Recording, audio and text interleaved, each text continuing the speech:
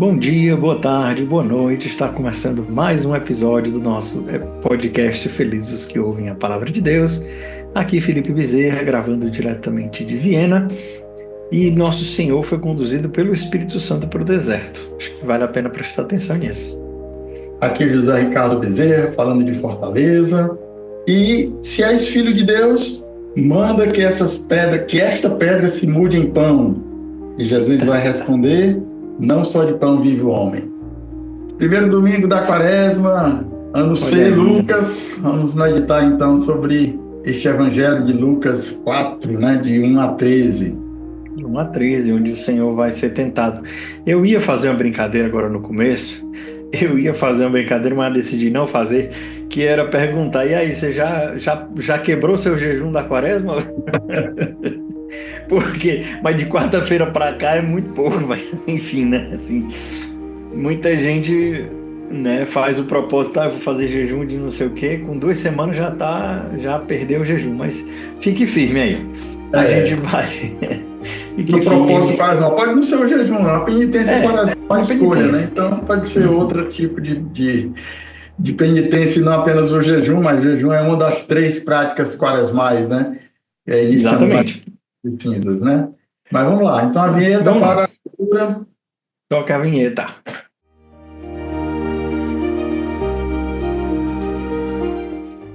Naquele tempo, Jesus, cheio do Espírito Santo, voltou do Jordão e, no deserto, ele era guiado pelo Espírito. Ali foi tentado pelo diabo durante 40 dias. Não comeu nada naqueles dias e, depois disso, sentiu fome. O diabo disse então a Jesus: se és filho de Deus, manda que esta pedra se mude em pão. Jesus respondeu: a Escritura diz, não só de pão vive o homem. O diabo levou Jesus para o alto, mostrou-lhe por um instante todos os reinos do mundo e lhe disse: eu te darei todo esse poder e toda a sua glória, porque tudo isso foi entregue a mim e posso dá-lo a quem eu quiser. Portanto, se te prostrares diante de mim em adoração, tudo isso será teu. Jesus respondeu: a Escritura diz, adorarás o Senhor teu Deus e só a Ele servirás. Depois disso, o diabo levou Jesus a Jerusalém, colocou-o sobre a parte mais alta do templo e lhe disse: se és filho de Deus, atira-te daqui abaixo, porque a Escritura diz, Deus ordenará aos seus anjos a teu respeito, que te guardem com cuidado. E mais ainda, eles te levarão nas mãos para que não tropeces em alguma pedra. Jesus, porém, respondeu: a Escritura diz, não tentarás o Senhor teu Deus. Terminada toda a tentação, o diabo afastou-se de Jesus para retornar no tempo oportuno. Palavra da salvação. Glória a vós, Senhor. Começo do embate, começo da derrota de Satanás, né? Mas que ele deixa para um tempo oportuno, porque a tentação não vai terminar, né? A batalha aí com Satanás está apenas começando, né? Jesus, depois dessas 3 tentações, ainda vai ter vários embates, né? Com Satanás, com os possessos, né? Os que estavam possessos dos demônios. Mandando ele se calar. Cala-te, né? Tu és o santo de Deus, aí Jesus manda calar, peraí. Aqui, enfim, a gente tem muita coisa para falar, só nesses poucos versículos aqui que a gente tem. Antes de começar a gravar, a gente estava falando aqui muita coisa, falando um pouco da imagem do Papa, né, do que o Papa Bento falou. A gente usa muito, né, sempre a gente está olhando o que o Papa Bento falou antes de começar a gravar, só para... Jesus de Nazaré, né, para quem Jesus de Nazaré, para quem assistiu antes. Esse é o segundo, né, o do batismo até a transfiguração, que foi, aliás, foi o primeiro que ele escreveu, né? Depois que ele publicou, o primeiro que ele publicou, ainda Joseph Ratzinger, né? Antes de ser eleito Papa, né? Não, ele já era Papa. Ele escreveu antes de ser Papa. Ele escreveu antes. Mas publicou o Papa, né? Depois ele terminou. Joseph Ratzinger Bento XVI, né? Tem uma barra lá. Tem uma barra. Porque ele mesmo vai dizer que não está escrevendo ali como Papa, ele está escrevendo como teólogo, né? Isso, E é muito, muito bonito, vale muito a pena. Já recomendamos 1000 vezes, mas sempre vale a pena recomendar de novo. Vou tentar botar um link aqui para quem quiser comprar lá na Amazon. Eu vou ver se eu coloco um link aqui para quem quiser. Vamos lá. A gente vê algumas coisas aqui. Eu acho que a gente pode separar cada uma das tentações, mas eu queria começar falando do Espírito Santo que levou Jesus para o deserto. Que a gente conversou um pouquinho sobre isso, que é guiado pelo Espírito, né? E teve um padre, né, que a gente gosta muito, que a gente confia muito, falando que não, o Espírito guiou Jesus para ele rezar, não para ele ser tentado.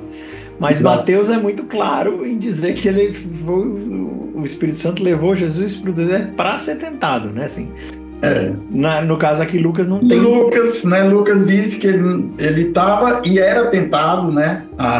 O texto litúrgico que a gente leu e nas traduções que a gente usa também, Jerusalém Tele, diz que Jesus estava lá durante os 40 dias e era tentado. Então, Mateus é que especifica que foi depois dos 40 dias e que tinha ido para ser tentado, né? Mas só essa observação aí para contextualizar. Não, mas é uma coisa interessante, porque a gente, em português, quando a gente vai rezar o Pai Nosso, a gente diz: não nos deixeis cair em tentação. Mas em outras línguas, né, o francês até muito pouco tempo dizia: não nos conduzas à tentação. E aí a Conferência dos Bispos franceses mudou para: não nos deixeis cair em tentação também. Mas em inglês ainda continua, né, não nos leve à tentação, né? Não nos leve, lead us not into temptation. Vai cair, mas pedir para nem ser tentado, aí é que, né, eu acho que é o contexto aí que a conferência trocou, né? Exatamente, o problema está sendo de dizer assim: Jesus, não, nem me tenta, mas olha, se o próprio Jesus foi tentado, a tentação ela é algo que é próprio e que acontece com todo mundo, e Jesus como o primeiro, né, como o primeiro embate, né, e como homem que era, viveu tudo que nós vivemos, com exceção do pecado, também foi tentado para nos dar a vitória também contra a tentação. Então a Conferência dos Bispos da França também entrou nesse sentido, de dizer: não adianta pedir para não ser tentado, porque nós vamos ser tentados, mas é pedir para não cair na tentação. Então, assim, enfim, é uma questão de tradução, né? E o Espírito, você começou aí falando sobre guiado do Espírito, cheio do Espírito Santo. Jesus, aqui em Lucas, ele é batizado, aí tem a genealogia e depois começa a tentação. Lá em Mateus e Marcos, logo depois do batismo, já entra a tentação, né? Então tem uma nuancezinha aí da genealogia que sai de Jesus até Adão, né? Em Lucas. E aqui o Joseph Ratzinger também faz essa menção de que as tentações têm uma relação, né? A tentação original no paraíso, lá de Adão, né? Então, tanto Marcos como aqui Lucas também, por causa dessa proximidade aqui, logo depois da citação de Adão, entra a tentação aqui. E não tem, né? Como a gente já comentou, não tem subtítulos no Evangelho, né? Não tem como você diferenciar, e não vai. A gente vai, esses subtítulos vão ajudando a gente a entender o contexto que está acontecendo. Mas realmente é bem interessante perceber porque isso vai ficando fresco na memória. Se você lê seguido, eu já fiz isso algumas vezes, alguns retiros pessoais, eu peguei o Evangelho de Marcos para ler assim, de uma ponta a outra, João de uma ponta a outra, porque dá certo. E aí você vê Jesus salta aos olhos, né? Porque você vai vendo ele agindo. Aí você vai ver lá no Marcos, tem 24 horas na vida de Jesus, ele acordou, fez isso, não sei o que, a gente vai vendo direitinho o que foi que ele foi fazendo. E aqui a gente vê também, assim, mesmo que a gente não tenha lido, né, e mesmo que a gente não tenha tido a genealogia, na escritura, Jesus voltou do Jordão e foi para o deserto, né? Então, assim, ele foi lá, foi batizado, saiu do Jordão, cheio do Espírito Santo, batizado, Espírito Santo, e foi para o deserto ser tentado. E a primeira tentação também, quando o diabo lá pergunta, né, se és filho de Deus, porque o diabo também teria, né, visto, né, o batismo, ouvido, né, este é meu filho bem amado. E aqui na genealogia de Lucas termina com Adão, filho de Deus. Então muito interessante essa ligação aí, que Adão, que foi criado por Deus, que não teve pai, né, dentro da genealogia, né, de Lucas aqui, que é davídica, ele vai para o deserto e lá no deserto ele é tentado exatamente. A primeira tentação é se és filho de Deus. Então, É como se fosse assim, o diabo está querendo saber, será que é mesmo? eu estou desconfiando, mas eu quero tirar a prova, né? Aí ele vai pedir os sinais. A tentação são a terceira especialmente é um sinal, né? Que o diabo pede para dizer, olha, isso, né? Manifesta logo essa tua messianidade aqui para todo mundo não ter dúvida, né? E aí é exatamente, é interessante isso, que, não, acreditar que Deus existe, até o diabo acredita, né? Assim, nesse sentido. Mas enfim. E teme, né? São Tiago e teme, né? Mas aqui a gente vai vendo, lógico, não vai, vamos entrar e vamos tentar entrar em cada uma das tentações. Mas aqui a gente vai ver, nesse começo, é meio que o diabo dizendo assim, opa, peraí, quem é esse aqui? Né? E em outras ocasiões, não sei quem tu é o filho de Deus. Fica lá daí.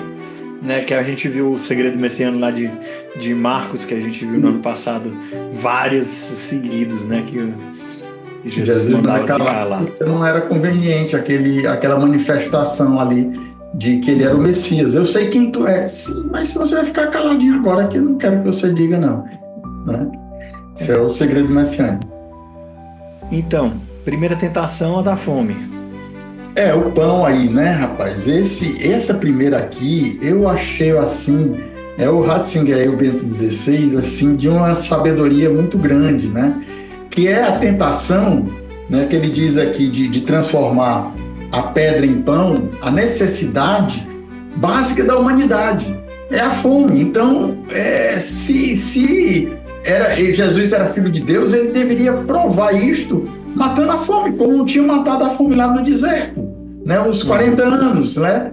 40 Sim. dias aqui a gente está na quaresma, os 40 dias da quaresma, 40 dias de Moisés, né? Os 40 dias lá do 40 anos de Moisés antes e 40 dias do Moisés, 40 dias do Elias. São vários 40, né? Então, a referência ao pão que Deus fez chover no maná, né? O maná que Deus fazia chover e alimentar o povo durante 40 anos, também era aqui a tentação que o diabo oferece. Então, prove, né? Aí o Ratzinger vai dizer que depois ele vai satisfazer a fome lá do povo na primeira e na segunda explicação lá. Mas é outra realidade. Aí ele vai explicar por que lá Jesus transforma, multiplica, né? Transforma a água em vinho, né? Mas multiplica os pães e aqui Jesus se recusa a transformar a pedra em pão, né? Então esse primeiro milagre aí que Jesus se recusa, e começa citando também a palavra de Deus, né? E depois o diabo vai citar também o Salmo 90, a terceira lá, né? Mas Jesus sempre responde com a palavra de Deus, a Escritura diz, né? Não só de isso pão. É uma coisa, eu acho que isso é uma coisa para fazer vergonha a muito católico que tem por aí, que o demônio sabe mais a palavra de Deus do que eles. É uma coisa que é perigosa, né? Assim, se você parar para pensar, né? Enfim, vai enganar com a palavra de Deus, se você não souber e não entender a Escritura, e como Jesus vai explicar aqui para ele. Você está citando o Salmo 90, 91 aqui, mas a tradução, a interpretação correta não é essa, não. Não é que Deus vai cuidar e não vai deixar tropeçar, e porque você é filho de Deus. Sim, mas Deus tirar de contexto, né, já é um problema desde o Satanás, que tirava de contexto a palavra. Exatamente. Você tem que saber a palavra, saber a interpretação correta da palavra, né? Não ser fundamentalista, né? Todos aqueles cuidados que a igreja tem, né?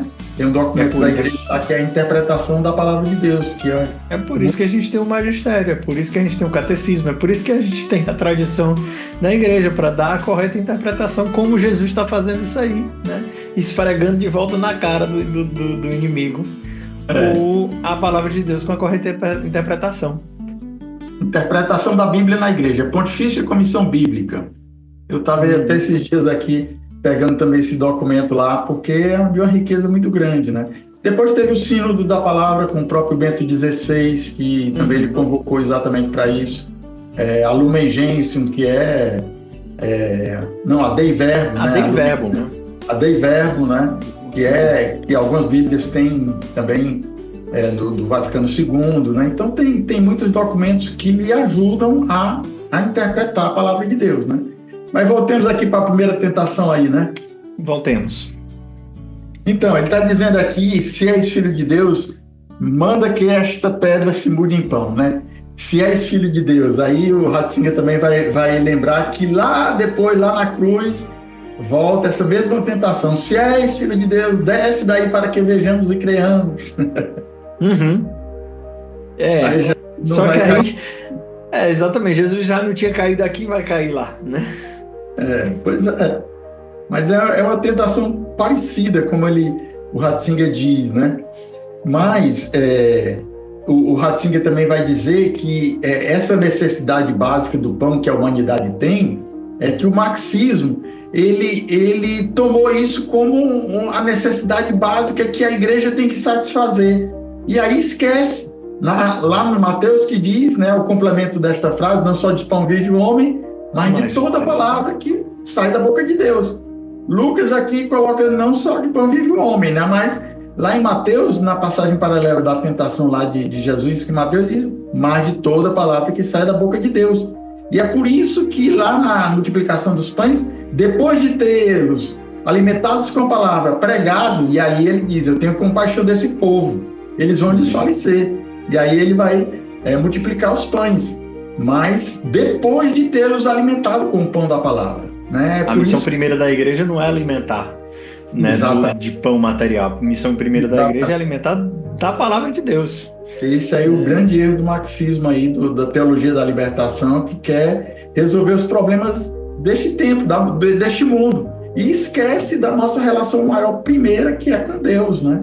Então não dá para...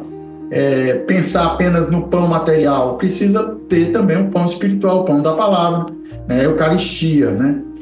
E aí me veio outra coisa, eu achei assim, né, que foi o que o Ratzinger disse, né? Além da primeira multiplicação, que é o pão, aliás, o pão está em todo o evangelho, né? O tema do pão, mas o segundo milagre que Jesus vai fazer em relação ao pão é a Eucaristia, né? Que é o sinal maior que Jesus lá João 6, depois da multiplicação de pão de João 6, vai ao discurso de Cafarnaum e vai falar da Eucaristia. Não tem a última ceia lá em João, a celebração pascal de João é diferente, né? Do sinótico, né? Mas aí a Eucaristia é este milagre que Satanás está pedindo aqui de maneira muito superior e muito sublime. Em vez da pedra, Jesus vai transformar o próprio corpo dele em pão para alimentar a humanidade para sempre. Bom, só isso aqui a gente já pode parar aqui, você vai rezar. Que coisa! Muito lindo. Que coisa linda, porque essa pedra não vai se transformar em pão, mas o meu corpo vai ser pão para alimentar a vida eterna, até a vida eterna. Se não comerdes desse pão, não tereis a vida em vós. Não. É uma coisa assim extraordinária. Eu me lembrando aqui do tirarei do vosso peito um coração de pedra e vos darei um coração de carne. E aí, juntando com essa interpretação também de Jesus, não vai transformar a pedra em pão, mas vai transformar a si mesmo em pão, né? Eu fui dizendo assim, meu Deus, que o nosso coração também se transforme em pão, né? Nesse sentido do pão vivo, né? Que Jesus, Ave Maria. Vamos... É isso que nós transformamos, né? Eu acho que a igreja também fala isso, quando nós comungamos, não é porque normalmente o alimento material que a gente come, ou qualquer comida, a gente digere e o alimento se torna nossa energia, nosso corpo. Com a Eucaristia não, né? Nós é que nos transformamos em Jesus. E aí não sou mais eu que vivo, é Cristo que vive em mim, e nós somos Eucaristia. Santo Agostinho diz isso, e se não me engano, Tomás de Aquino vai trazer de volta isso aí também, citando Agostinho, dizendo isso. Normalmente é o maior que se transforma no menor. Então é por isso que quando a gente come uma comida normal, a comida se torna nós, mas quando nós comemos no pão do céu, nós nos tornamos ele. E de novo, Deus se fez homem para nos fazer deuses, nos fazer como ele. A divinização do homem, né? Que é a tentação original lá, né? Sereis como Deus, lá no Gênesis, né? Lá no paraíso, e agora Jesus veio para nos divinizar, vai nos tornar filhos de Deus. E nós o somos de fato, né? Nós o somos. E agora já entrou, e você falou da tentação original, eu estava me lembrando do contrário aqui. Porque Jesus ele vem para nos mostrar quem é Deus, né? Aquela até a ideia de São Tomás de Aquino de falar, ele vai especular, né? Se o homem não tivesse pecado, Jesus teria se encarnado? Jesus vai dizer provavelmente, Tomás de Aquino vai dizer provavelmente sim, porque a principal missão de Jesus quando se encarnou foi nos mostrar o Pai, foi nos revelar a Trindade, coisa que sem a revelação seria impossível. E aí ele vai falar que é isso, assim, ser como Deus, né, se tornar como Deus, quem nos ensina a ser como Deus não é a gente mesmo, mas Jesus, né? Jesus, e aí eu acho que foi São João Paulo II que eu falei, é Jesus que mostra o homem quem o homem é. Isso, né? Exatamente. Eu acho que é redentorizando. Filho de Deus, semelhante a Deus, homem, torna-te o que és. Eu acho que é essa citação lá de João Paulo II, se eu não me engano. Mas eu acho que na Redentores Homens ele fala assim, bem claramente assim, Jesus ele vem mostrar ao homem quem é o homem de verdade. Mas só voltando. Então, quem é o homem? O homem, assim, quem é Deus? Deus, eu lembro de Filipenses, né? Sendo de divina condição, não se apegou, ele se abaixou. E aí é exatamente o oposto do que Satanás estava querendo fazer, querendo elevar, né? E aí de novo Satanás querendo ser adorado. Deus tem todo o direito do mundo de ser adorado, mas o que ele faz? Ele se abaixa para lavar os pés. Ora, se Deus se abaixa para lavar os pés, quem é que somos nós, né? Somos nós. Quem somos nós para não sermos como o mestre, né? O discípulo não é maior do que o mestre, né? A gente viu na semana passada, né? Cabe ao discípulo ser igual ao mestre, né? No último do oitavo domingo lá, né? Ainda de Lucas, né? Mas essa a primeira tentação aí, né? Então, não só de pão vive o homem. Então, aí a segunda tentação, podemos passar para a segunda? Sim. Senão a gente não... Senão esse episódio aqui vai ser de 1 hora. Não batemos esse recorde ainda, mas vamos lá. Vamos rapidinho então para a segunda aqui. Eu também fiquei assim impressionado, né, quando ele disse que o diabo levou para o alto e mostrou-lhe por um instante todos os reinos do mundo, né? Como foi esse milagre que de repente, né, o diabo leva para o alto e de lá do alto ele vê todos os reinos do mundo? Mas não depois dá, na terra plana talvez daria, mas não... talvez não mostrasse não, mas assim, né? A chave para o entendimento dessa passagem aqui é esse por um instante. Depois do que eu estava meditando com isso, é a fugacidade, né? É a rapidez com que as coisas deste mundo passam. Satanás mostrou os reinos, a riqueza, as pessoas, por um instante. Normalmente é a pessoa que tem todo o poder. Quantos conquistadores, generais na história da humanidade que tiveram glórias e não sei o quê? Por um instante, passou. Então é tão rápido as coisas que acontecem que é isso aqui que acontece. Foi por um instante. Satanás conseguiu mostrar. E Jesus viu por um instante. Mas diante da eternidade, o que vale isso? Por um instante de glória você vai perder a eternidade por causa desse... Que vale, né? Eu me lembrei de um cardeal, eu não me lembro agora qual foi o cardeal, mas um cardeal dos Estados Unidos. Quando o Papa Francisco foi eleito, né, que os cardeais foram ali para frente, foi o Claudio Gomes estava bem pertinho dele e tal, e tinha um outro que é um americano que ficou bem na ponta. Sim. E aí tem uma hora que filma ele tá olhando assim, meio que um olhar perdido, olhando assim. Aí um repórter perguntou para ele: o que você estava pensando assim nessa hora? Aí ele disse: olha, eu estava lá em cima, que foi a primeira vez que eu fui lá em cima, né? O cara cardeal, aquela janela não abre nunca, né? A primeira vez que eu fui lá em cima. E eu olhei para aquela multidão, e aí eu vi, e assim, aí eu fiquei imaginando o circo máximo, que tá o circo máximo lá atrás, né? E aí eu fiquei pensando, a gente acabou de eleger o sucessor de Pedro. Cadê o sucessor de César? Acabou-se. Morreu, né? Morreu, não tem mais. E era isso que ele tava, tipo assim, quando ele disse que ele tava viajando assim, ele tava dizendo, cadê o sucessor de César que mandou matar Pedro? Ele assim, cadê o sucessor dessa Roma antiga? Cadê? Mas tá aqui o sucessor de Pedro, tá aqui do meu lado. É isso, sabe? A igreja, todos os impérios, exatamente, todos os reinos desse mundo sobem e descem, caem e acabam. caíram, né? E aí Satanás prometendo todo o poder, todo este poder e toda a sua glória, porque tudo isto foi entregue a mim, posso dar a quem quiser. Isso aí eu não sei se isso aí ele podia dar não, mas Jesus vai dizer que Satanás é o príncipe deste mundo, né? Podia ser até que... Mas não vai. Mas assim, ele vai dar, mas aí de novo, vai ganhar o mundo inteiro. E aí? Não vai, não, assim, vai... Exatamente, eu acho que é nesse sentido que ele pode dar isso. Ele pode dar a riqueza todinha. Mas e aí? O que isso muda, né? Exatamente. Eu tava vendo, o Goethe, né, do alemão, que é o homem que vendeu a sua alma, né, para o diabo, né? É aquele fato, ele queria ganhar este mundo, ganhou, aí depois ele não quer entregar uma história lá. Né? Agora, meu amigo. E aí, engraçado, eu tava vendo um comentário, era uma turma assim tava fazendo comentário da questão do Oscar e tudo mais, aí alguém tava falando da questão dos demônios, não sei o que, lógico, esse grupo nem católico é, entendeu? Esse grupo tava comentando alguma coisa e ele falando assim, não, mas os demônios eles são muito ligados com a questão contratual, todo mundo sabe que se você vender sua alma pro demônio, ele vai vir atrás e vai lhe cobrar. Então, tipo assim, brincadeira da parte falando, comparando o demônio com os advogados, mas assim, no sentido de os demônios, eles seguem a risco o contrato. Fez um contrato com você, meu amigo, pode vir atrás que ele vai lhe atrás. Pode esperar que ele cobra. Mas aqui eu vejo assim também disso, né? Essa tentação do poder, da glória, assim, exatamente. Não vai dar nada. Não dá tipo rápido, é efêmero, né?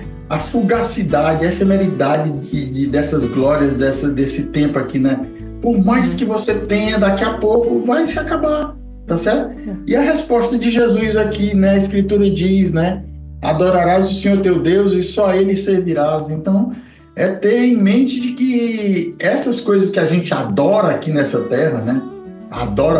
Coloca Deus para fora, de lado, né? Então, o que mais importante sou eu, né? All about me, em inglês, né? Tudo a respeito de mim. Pra mim. Então, e depois? Aí vai acabar. A gente vê a infidelidade do mundo. E aí realmente não tem como não adorar a Deus e a Deus somente, porque Deus não passa. De novo, escutando os tomistas falando, e que isso é uma coisa que sempre me marca muito, é que Deus, ele não é um ser acima de todos os seres. Não existe o elétron, o átomo, a bactéria, os insetos, não sei o que, lá em cima da escada está Deus. Não. Deus, ele é quem permite essa escada de existir. Deus, ele é a existência. Ele é a existência nele mesmo, né? Então, as pessoas têm a maioria dos ateus erram em relação a isso. Eles acham que Deus é mais um ser. Eu digo, sim, mas Deus não é um ser, né? Assim, não, não é um joguinho de quebra-cabeça onde tem peças grandes e peças pequenas. Não, Deus foi quem fez o quebra-cabeça, né? Então, os Atos dos Apóstolos, né? Nele nós nos movemos, existimos e somos, né? Somos. Nós temos a existência em Deus. Se não fosse Deus, nem existência, nem existir, nós existiríamos. E esse é um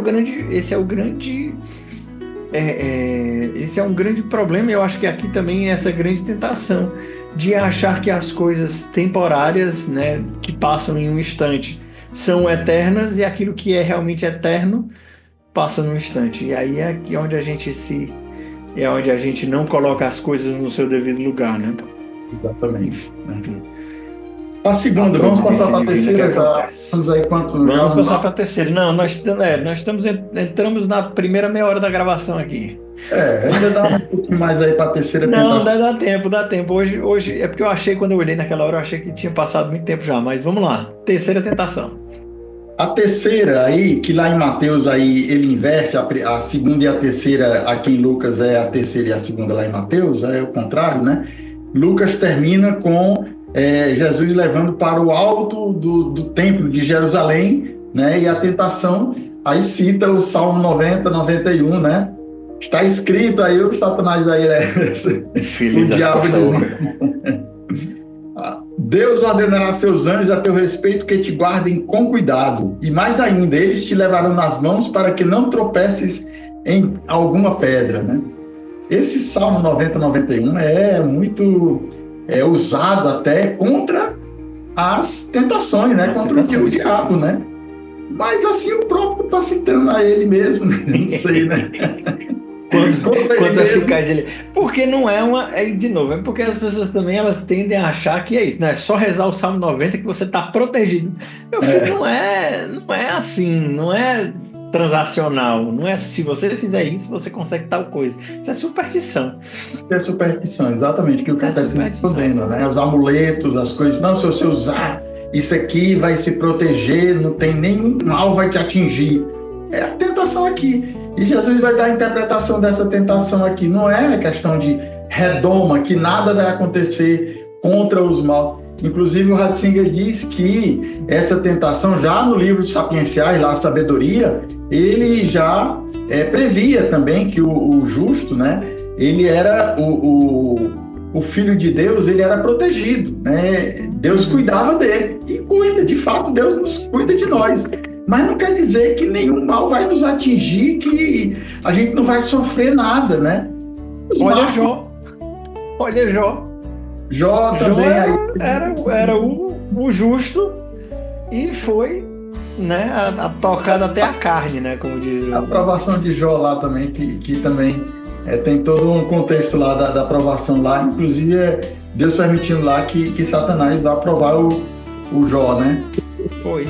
Lá, que depois é abençoado 7 vezes mais, né? Depois que ele perde tudo, perde bens, perde família, perde tudo, lá ele depois vai recuperar tudo, né?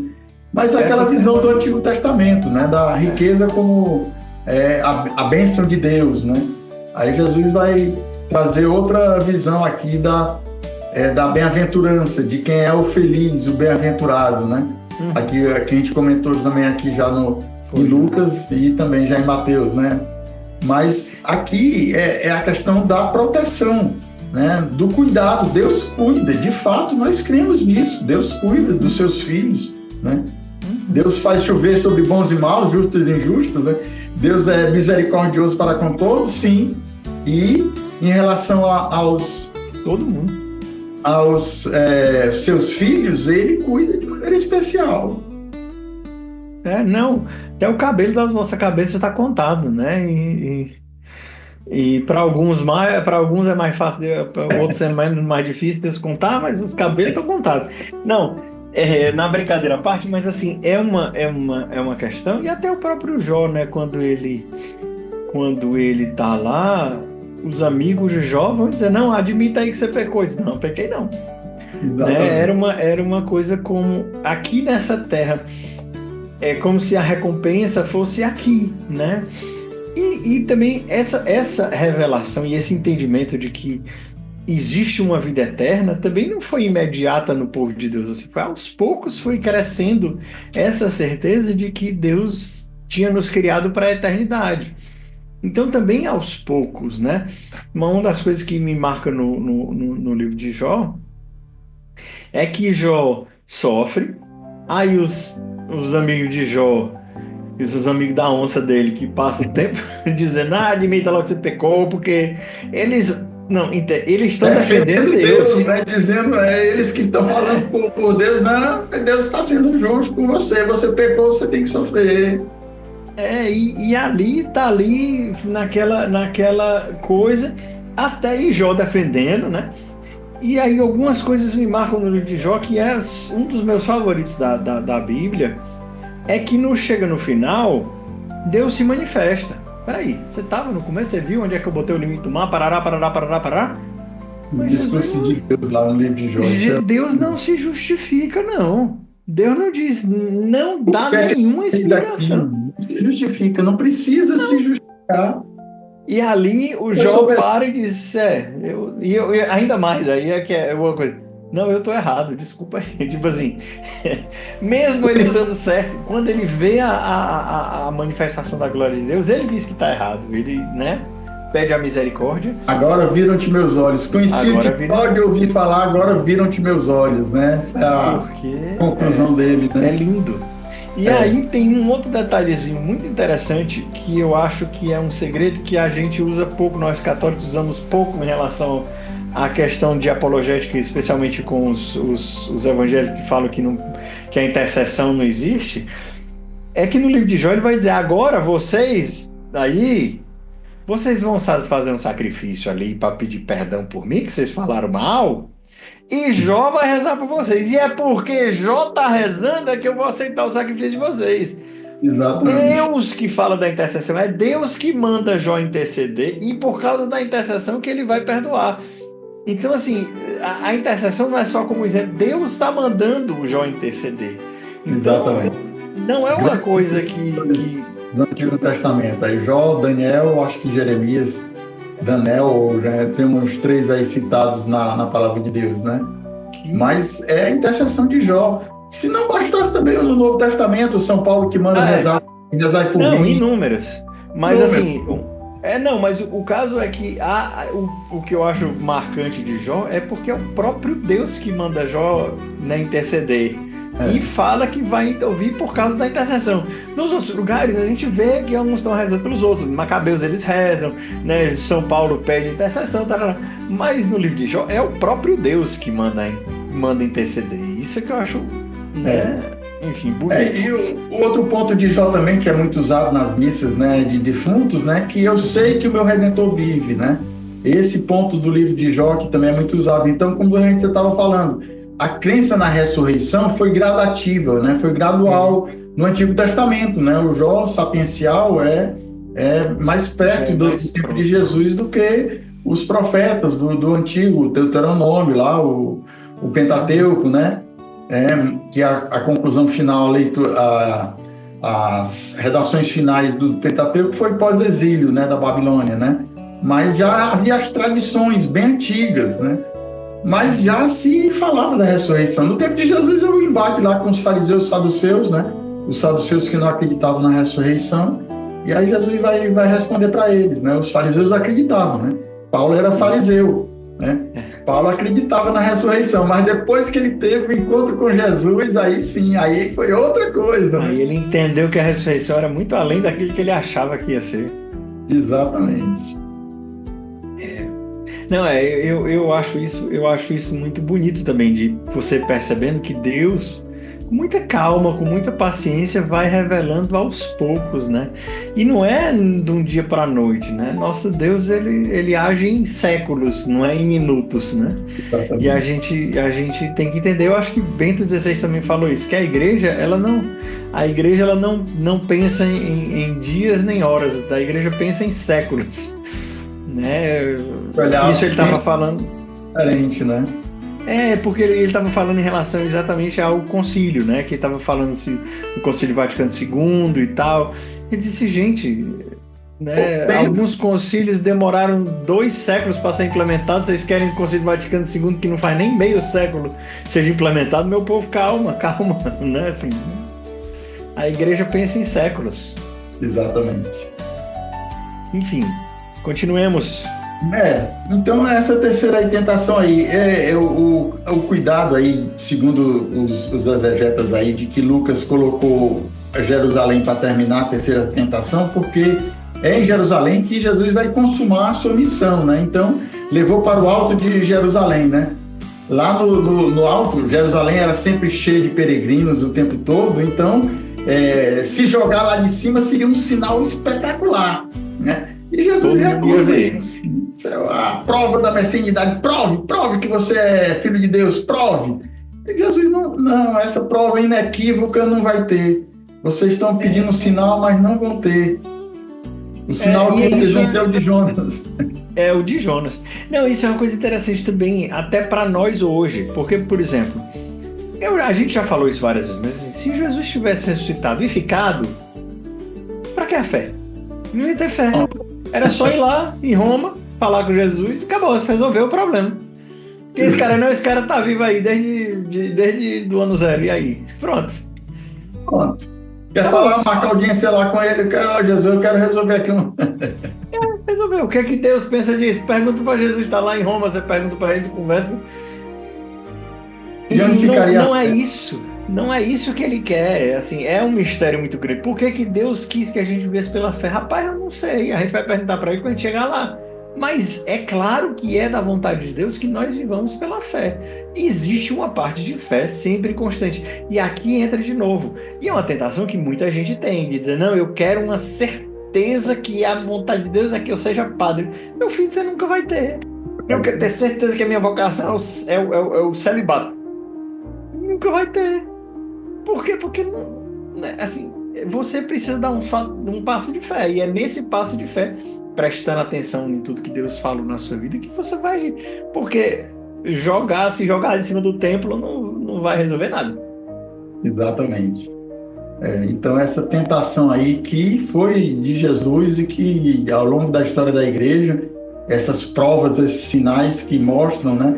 Porque se Jesus que fez muitos sinais, né?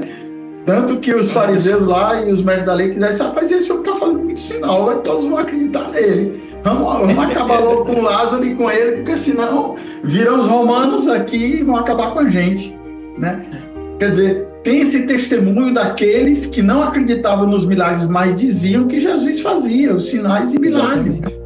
E agora a gente não acredita, então tudo bem, você não está acreditando na palavra de uma pessoa que estava lá, né? Não, e até, exatamente, até de uma pessoa que não acreditou no milagre, sabia, mas mesmo assim não acreditava, quer dizer, né? Até uma pessoa que diz, não, eu não acredito que ele é o Filho de Deus, eu não acredito que ele coisa, mas esse cara tá fazendo milagre demais, eu preciso acabar com ele.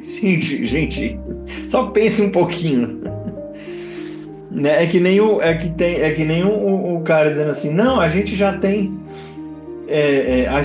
representantes da Terra plana no globo inteiro. Repete devagarzinho o que você acabou de falar. Já temos no globo inteiro, então onde Terra plana? Aonde é mesmo que vocês têm representantes da Terra plana? Se contradiz. É aquele ateu também que diz, né, que eu sou ateu graças a Deus. Graças a Deus, sou ateu. Então, mas aí é que tá. Vamos voltar aqui para o nosso... Vamos terminar aí. Eu acho que a gente conseguiu aí passar as três, né? Foi bom. E depois, terminada toda a tentação, o diabo afastou-se para retornar no tempo oportuno. Não demorou muito não, porque depois Jesus começou na vida pública, né?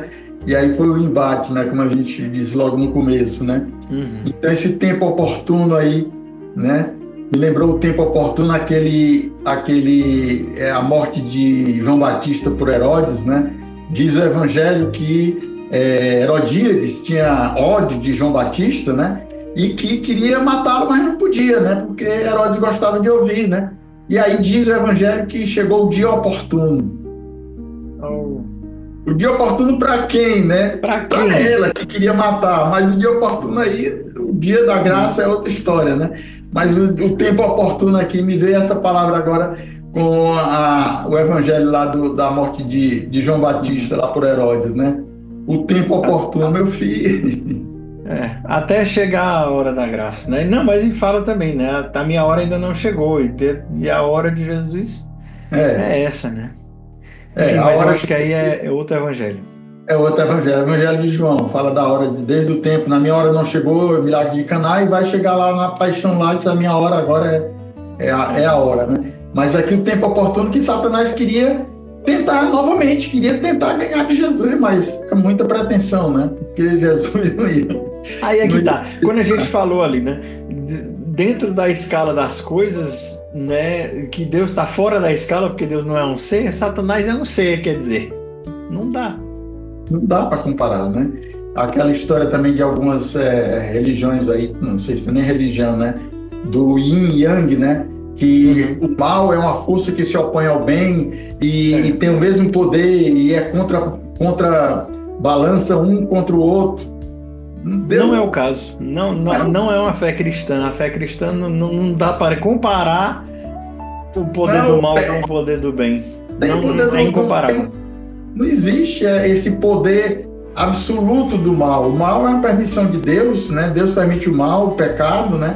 Para tirar do pecado maiores bens, né? Santo Agostinho já fala dessa teodiceia, né?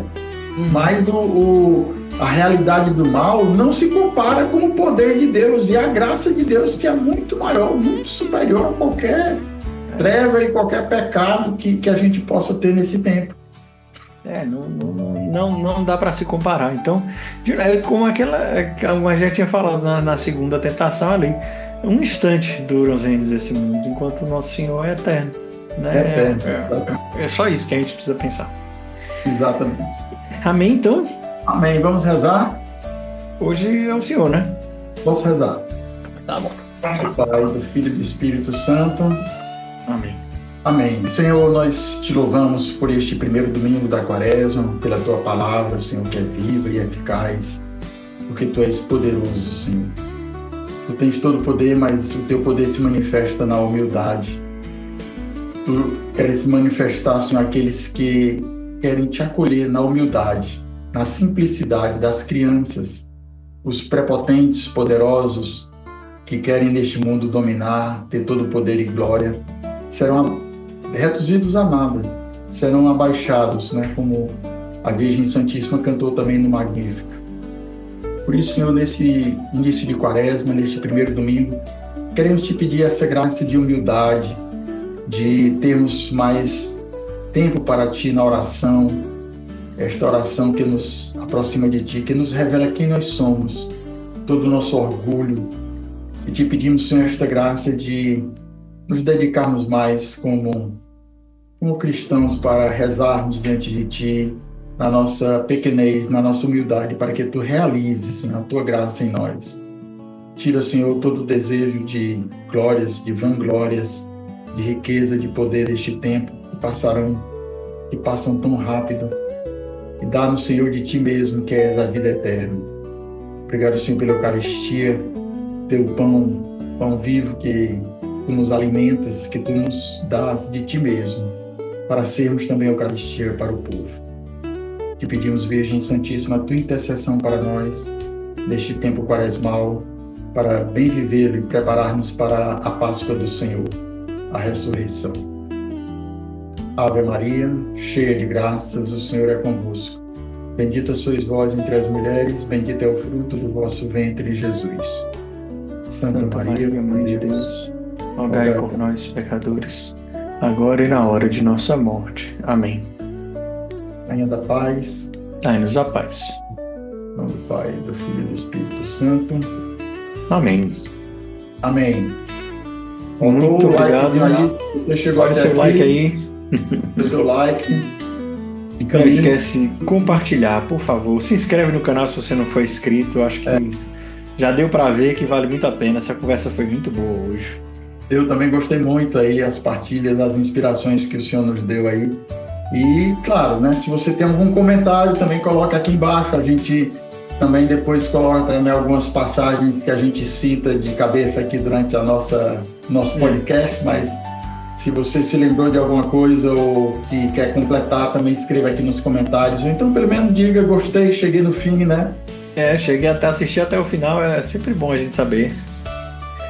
É isso, gente. Então, Deus abençoe, uma boa Quaresma a todos vocês e a gente se vê, né, semana que vem no podcast e durante os dias no Instagram, Telegram e tudo mais.